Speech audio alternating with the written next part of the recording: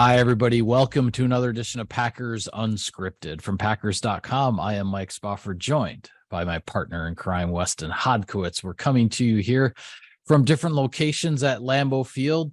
Wes, OTAs for 2023 are officially over. There is 1 week left of the Packers offseason program, and it is the mandatory minicamp coming up this week. We will have access to practice when the Packers are on the field, press conferences, locker room interviews, all of that stuff.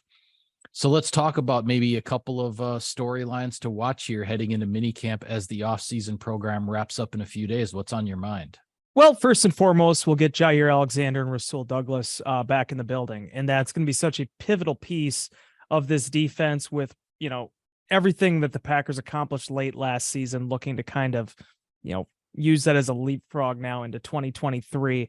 I thought, for as difficult of a midseason stretch as Green Bay went through, they found some answers in the middle of towards the final stretch that season. One of them was in a now two-time All-Pro Jaire Alexander, and the other was in Rasul Douglas, who ended up getting, I think, 3 more interceptions to his total in the month of December. There was actually a statistic that I saw, Mike. I believe it was from Pro Football Focus. I want to make sure, or maybe it was the 33rd team, but both Jaire and Rasul, the last 2 seasons, leading the National Football League right now in the month of December interceptions. So it showed you, I thought, how far that secondary came during the final month of the season. And certainly having both of those 2 guys back here for the mandatory practices, I think will increase and heighten sort of the sense of urgency there with the Packers defense. Yeah, and I think it'll provide a little bit more of a challenge for Jordan Love as the Packers offense is continuing this transition to a new starting quarterback with the defense presumably at full strength, although Rashawn Gary is not expected to be back just yet. I don't think Eric Stokes will be back on the field, or certainly not in team drills. If Matt LaFleur had indicated that maybe by the end of the offseason program, Stokes might start doing some individual drills, but the 11-on-11, I'm sure is still quite a ways off for him. But that added challenge, I think, for Jordan Love will be interesting to watch in practice this week as well. And on top of that, then Keyshawn Nixon settling in as that primary nickel corner with, as you said, Alexander and Douglas both on the outside. Another thing I'm going to keep an eye on, just because, in the 3 practices during OTAs, the 1 per week that we were able to watch, we did not see any field goal kicking periods with the new rookie kicker, Anders Carlson, the 6th round pick out of Auburn. Now that we're going to get multiple practices within the same week, I will be very curious if we do get to watch the rookie from Auburn potentially kick some field goals, or maybe kick off in a special teams drill. Just, we haven't actually seen his legs, so to speak, just yet since he's put on a Packers uniform. So I think that's something to watch. And as always, keeping an eye on the depth chart with special teams as well, because with everybody that's presumably going to be here and on the field for the mini camp this week, it sort of sets things up in terms of how we can maybe expect to see the special teams depth chart starting at training camp when the players come back at the end of July. Yeah, and it stands to reason that if you look at the safety position or maybe some of these other posts, that, the rotation's just going to set up a certain way. And I could see the Packers coaching staff saying that. But it is telling when you go on that first practice field, when Rasul Douglas, Jaire Alexander, the starters are going to be back there. How do all the pieces fit? Who is the safety back there with Darnell Savage? What offensive line configuration do they go with? Is David Bakhtiari out there, or is it going to be another situation where maybe Caleb Jones gets some work there and they want to focus on Yosh Nijman being at right tackle? All of those things are what we're going to have to be monitoring. I think the most exciting part of the offseason program, or the end of the offseason program, is, as you said, Mike, getting a feel of where this team is going to be at and what will amount to the final run through before we come back at the end of July. And I always go back to thinking about, Eddie Lacy and the progress that he made during his first 9 weeks in Green Bay. I think about, guys like Micah Hyde and Romeo Doubs, guys that came out and impressed right away as rookies, and then were able to carry it over into the training camp. This is the starting point of everything. And in addition to that, guys on the offensive side of the ball, they've now had a full program with Jordan Love, their starting quarterback for 2023. I think that's really exciting. And I think when you're building out the identity of your football team for a season, and everybody knows how young Green Bay is going to skew, everybody is on the same page and pulling in the right direction now going into the month of July. Yeah, I think another thing to watch too, because it was with what we had witnessed last week in practice with regard to the 2-minute drill. Sean Clifford, the rookie 5th-round pick out of Penn State, led a very impressive 2-minute drive, some clutch catches, including the touchdown to win the drill for the offense by young receiver Jeff Cotton.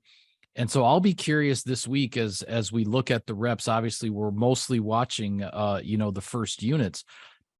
But where exactly is the backup quarterback situation? Is Sean Clifford the number 2? Is Danny Etling the number 2? Where are things going to go? What are things going to be looking like when that first training camp practice rolls around? And we may get a hint this week in these last few days of the offseason work. Yeah, and I have to smirk a little bit, as you mentioned the part about Jeff Cotton being a young receiver. You're absolutely right. There's nothing inaccurate. He's the oldest receiver on the roster. Oldest receiver in Green Bay. I think absolutely right. But yes, he's still a young receiver. Like Sorry. 25. No, but I mean, it's still like 25 years old or whatever. I mean, just remarkable that that's where the Packers are right now. But to get back to your point, Sean Clifford, man, now you've seen him more. I know people that have watched the Badgers have seen him more. I haven't seen a lot of Sean Clifford to this point. I was so impressed by that guy and how he handled the 2-minute period. I thought he showed a live arm. And as Matt LaFleur said in his post-practice press conference, say that 5 times fast or 4, the guy showed the ability to not only know where the sticks are, make the right decisions, but then he even tried a couple passes. I think of that deep corner for 24 yards, I believe. Was that the one to Heath? Might have been. Malik Heath. Heath, yeah.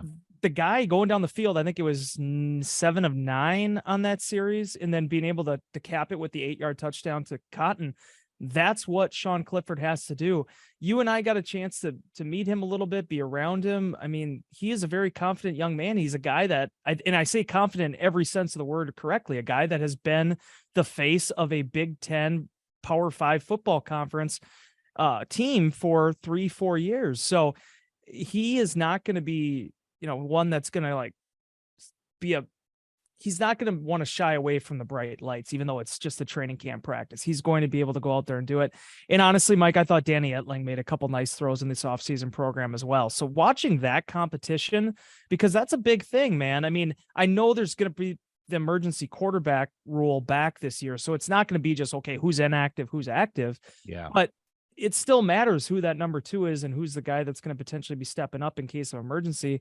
And I think Sean Clifford, when you look at guys like Matt Flynn and the number of rookies and young players that came into Green Bay, Brett Hundley being one of them as well, there is a role to be had there right off the bat if you can prove that you're worthy of it. Yeah, I'm really interested to watch Clifford moving forward here, not only this week in minicamp, but then into training camp. For all the talk during the draft about, did the Packers draft him too early? Maybe maybe they could have just gotten him as an undrafted free agent and all that. You set all that aside. Sean Clifford played in Happy Valley in front of 95,000 people. He's played at the Horseshoe. He's played at Camp Randall. He's, this is not a young man who's going to shy away from a challenge and the challenge put in front of him to nail down as best he can the number 2 job behind Jordan Love and potentially beat out Danny Etling, who's who hasn't played regular season football yet, but has certainly played his share in the preseason and impressed the Packers last year, which is why Danny Etling is still around. Absolutely. And again, one of the older, more veteran players on this team, if that's the metric that you're trying to hit. I just want to close on this really quickly. If you're someone that actually is debating whether or not a 5th-round pick was drafted too high, I think you need to find a new hobby. Would be my only suggestion. If we're going to critique day 3 picks and where guys went or didn't go, you could take, outside of what, maybe a long snapper in the 5th round. I don't know if there's really a huge debate to be had there as far as from 5th to 7th, exactly where guys go, other than to have something to complain about, I guess. Yeah, and I can tell you who really doesn't care, and that's Sean Clifford, because he's here to just play some football and try to nail down a roster spot here with the Green Bay Packers as a rookie quarterback. So a little bit of sponsor business here, Wes. Sirius XM NFL Radio delivers hard-hitting analysis and up-to-the-minute NFL news that true football fanatics need 24/7, 365. And at Cousin Subs, we have something for everyone, like our Wisconsin cheese curds, mac and cheese, golden fries, and creamy shakes, all paired with your favorite sub or sub in a bowl. Cousin Subs, 50 years of better. Another thing, sort of topic of interest from OTAs that we haven't had a chance to touch on yet, although you have a story on our website for those who like to dive in and check out a few more details. But second year pro Tariq Carpenter, drafted in the 7th round a year ago as a safety. The Packers have actually moved him to inside linebacker. He's now part of the group of depth there behind starters Campbell and Walker with Isaiah McDuffie, Eric Wilson. Tariq Carpenter is now in that mix. He established himself last year as a rookie as a special teams regular, and that you would expect is going to continue. But in terms of his opportunity to get potentially get snaps on defense, sounds like the Packers are going to see what he brings a little bit closer to the line of scrimmage than where we saw him last year. Yeah, I remember back in 10 years ago now when they got Sean Richardson as an undrafted free agent, former teammate of Casey Hayward at the Vanderbilt University.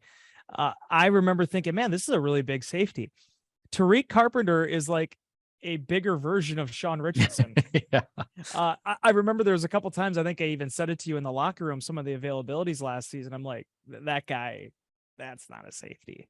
I mean, the rules have changed. Certainly there's more hybrids at that position, and in a box safety versus an inside linebacker, what's really the difference?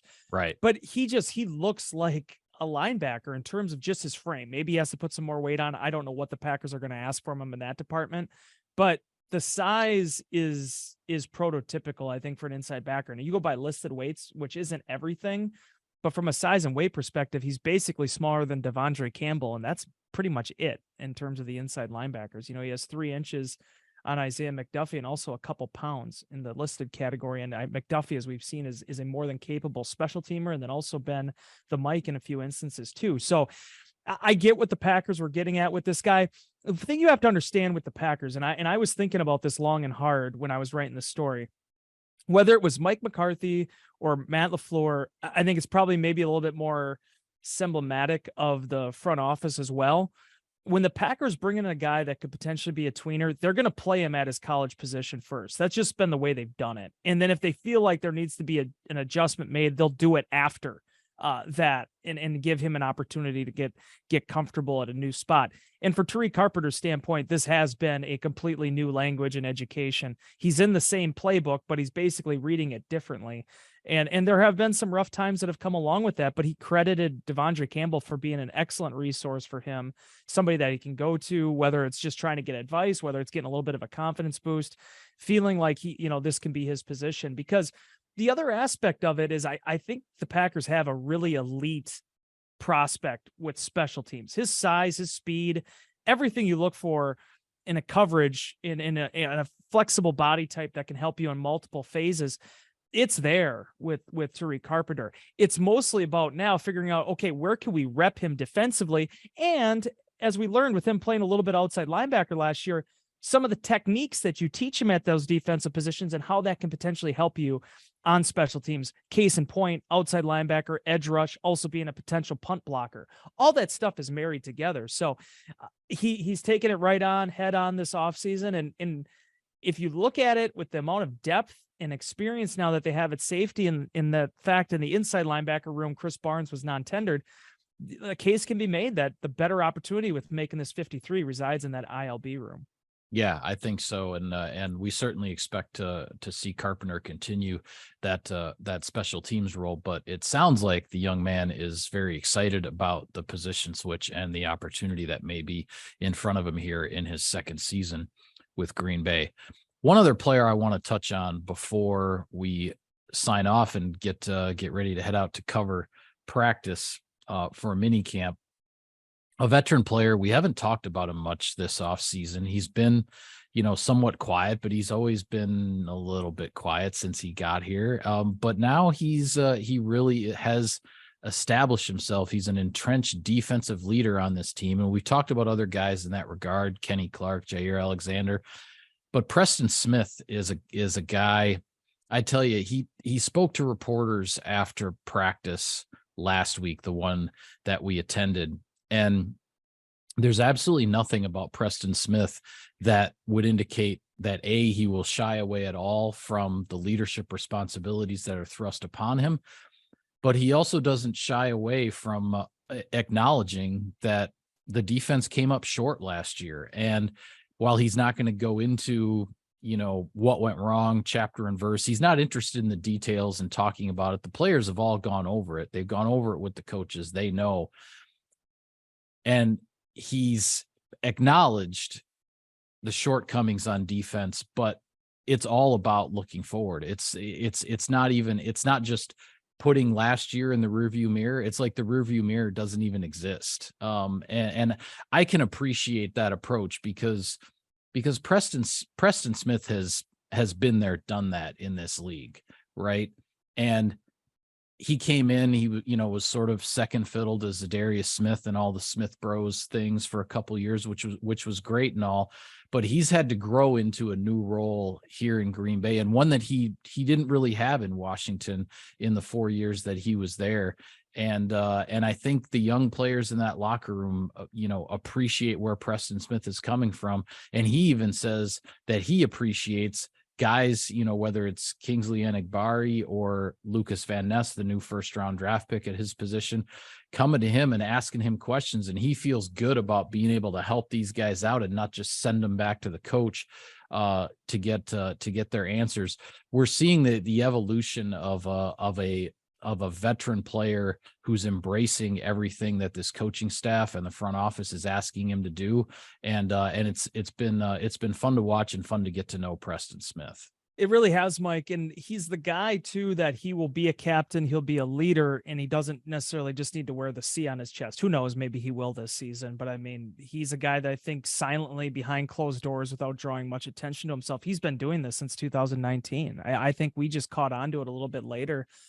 And now at this point in time, as you mentioned with that interview with media, he recognizes he is the oldest player on defense. And I think now probably the third longest tenured player on the defensive side of the ball behind Kenny Clark and Jair Alexander. So the responsibilities that go with that, he does not shy away from them. And also, just seeing the way he interacts with the guys, I'm working on a little bit of a story on him right now that I was waiting down the locker room to talk with him about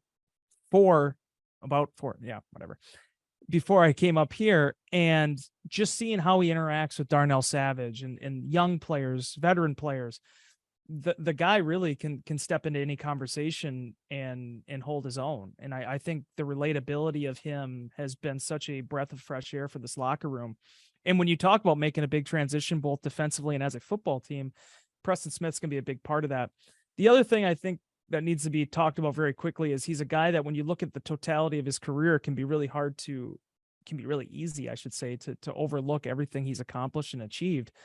When you talk about signing a free agent, Mike, the investment you're making in a guy coming into the building and you don't really maybe know him, I don't know if there's a better investment than Preston Smith. I mean, a guy that has been historically durable at a position in which durability doesn't always go hand in hand. And he's missed one game, I think, and during his time with the Packers to break up his consecutive games played streak, which I think was around 100 or 102. So yeah, and that's the only game he's missed in his entire career, including the 4 years in Washington. And he didn't want to miss it either. It really hurt him to have to miss a game. Yeah. Cause he takes a heck of a lot of pride in that durability and showing up for his teammates and his coaches every Sunday. And he's done that. He's done that now for 8 years with only missing one game along the way. It's pretty remarkable. And on top of that, I think including playoffs now, I think he's up to 62, 63 sacks in his career, if you include his postseason numbers. So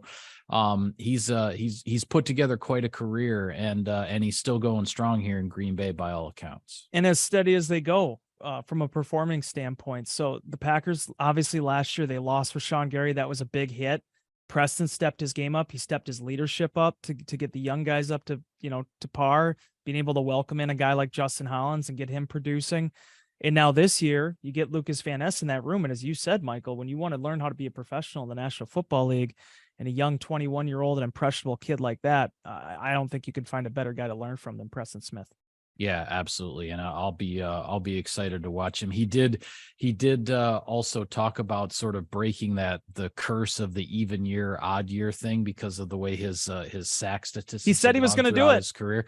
And he did, because in 2022, he had 8.5 sacks, and he had not had, I believe his high watermark in an even numbered year was like 4.5 in his career. And then all of his like 9 sack and his career high 12 sacks in Green Bay, those were all in the odd numbered years. Well, he finally got over that hump, and he followed up a 9 sack season in 2021 with 8.5 sacks in 2022. So he feels like the curse is broken. That's it. It's done and over with. Dude, and if you ever want a better example of why sacks aren't the only thing to measure a pass rusher on, go back to 2019 and Brian Gutekunst signing him to a pretty lucrative contract, right? After a 4-sack season in Washington. One of the first free agents to sign, amongst all of them. Yeah, Packers weren't concerned about the sack total that year. They liked what they saw from the pressure standpoint, and certainly I think he's a guy that, you can always count on Preston for his production, in addition to the fact that he always sets a pretty good edge too.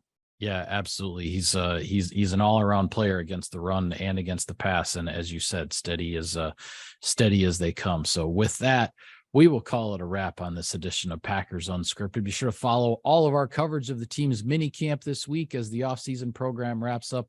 We will have it all for you on Packers.com. For Wes, I am Mike. Thank you for tuning in, everybody, and we will see you next time.